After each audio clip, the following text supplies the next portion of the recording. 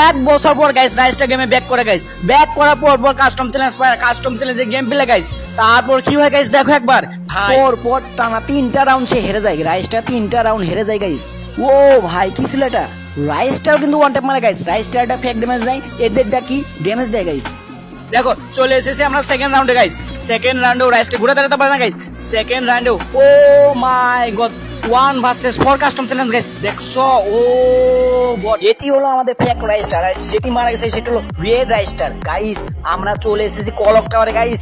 কি হয় এক বছর পরেও কি গেম প্লে সেই হার্ডলি হবে নাকি ঠকে যাবে রাইস্টার?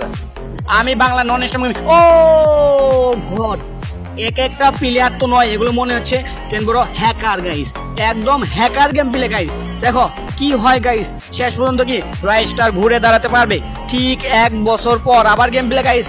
এটি হতে চলেছে গাইস একদম, oh Raistar one tap guys, woodpecker আছে, ও মাই গড গাইস। একবার দেখছো রাইস্টার ঘুরে দাঁড়াবে, এই ম্যাচ হচ্ছে একদম ভয়ানক ম্যাচ গাইস। ও কি ওয়ান ট্যাপ ছিল গাইস, গেম প্লে না দিলেও কিন্তু গাইস গ্লোবাল স্পিডটা দেখো, মুভমেন্ট স্পিড একবার দেখো গাইস, মানে এসবিডি গান দিয়ে guys. Last to man guys, match কি বের করতে পারবে রাইস্টার, কি ঘুরে দাঁড়াতে পারবে গাইস?